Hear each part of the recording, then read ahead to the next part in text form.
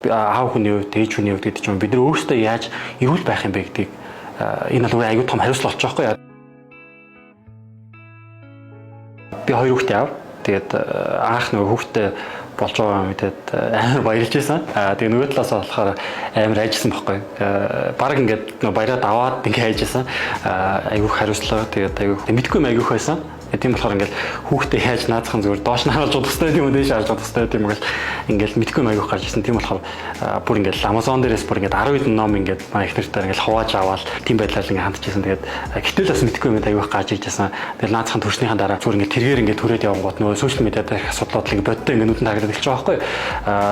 Тэрийг ингээд түрээд явангууд нөгөө тэрнийхэн зам дуусчдаг.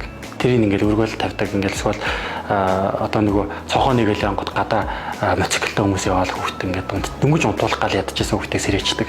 Эсвэл ингээд утаа орж ирэл хүүхдээ ингээд байн бай өвддөг. Тэгээ эдгээр дотроос юм ингээд хамгийн том асуудал нь өвдөх байсан. Тэгээ ингээд энэ дундаас ер нь ингээд хамгийн анхаарч ирсэн зүйл нь яаж төлөв хүүхдээ өвдүүлэхгүй байх юм бэ гэдэг зүйл рүү ингээд бодол явж байгаа. Тэгээ энэ талаар судлах гад ингээд ирэнгүүт ер нь ингээд хүмүүс өвдөхгүй байх гэдэг талаар ер нь бол анхаардаггүй юм байна гэдгийг ойлгож гисэн.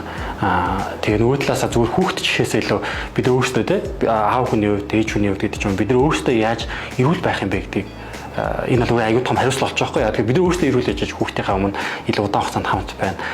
Нөгөө талаасаа эмээ өвч гэсэндээ те яг ингээд яаж хүүхдүүдтэйг илүү удаан байж тэр одоо ингээд илүү аз жаргалтай те амьдралыг мэдрээд бас ингээд ингэж байх уу, ер нь яаж эрүүл сарвал байх юм бэ гэдэг өөрөө аюул том хариуцлага бөгөөд чухал зүйл юм байна гэдгийг ойлгос. Тэгээд тийм учраас ингээд энэ чиглэлээр хайж гисэн. Тэгээ эмийн сангуудаар ороод хэд хэдэн брендээр ороод ингээд гэлэнгүүт тэгэл нөгөө нэг сүлжээний ихчнэр шарж ирээл ингээд аюул олон зүйл ярьж лээсэн л та ингээд те манай бүгд хамгийн сайн ингээд юм тааж. Гэхдээ яг ингээд яг юугаараа сайн яг ямар стандарт хангацсан яг үнэхээр сайн юм уу гэдгийг ингээд яг нарийн ухаад ингээд асуунгууд тэрийг хариулж чадж байгаа брендүүд аюу хооройсон. Тэгээ судлаад үзэнгүүт ч гэсэндээ зарим брендүүд нь бүр ингээл 3 настай хүүхдээс дээш хүүхдэд уулах хэвээр витаминыг хүртэл 2 настай хүүхдэд уулах гад зөвлөжсэн тохиолдлууд ч байгаа. Тэгээд ийм болохоор ер нь итгэж болох брэндтэй уух шаардлагагүй бол уух шаардлагагүй гэдгийг хэлцдэг эмчтэй ч юм уу те мэргэжлийн баг хамт олонтой нөгөө талаас чанар стандартын хувьд маш сайн ус найрлагуудынхаа хувьд маш чанартай ийм брендийг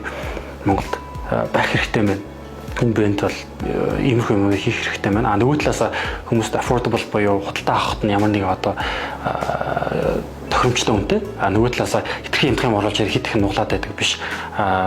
Яг одоо ядаж наазахын тухайн улсынхаа үнээр нь зарчдаг те ийм брэндүүд Монгол байх хэрэгтэй байна гэдэг үгдээс л энэ ерөөхдөө бол LSE гэж хэлж байгаа да.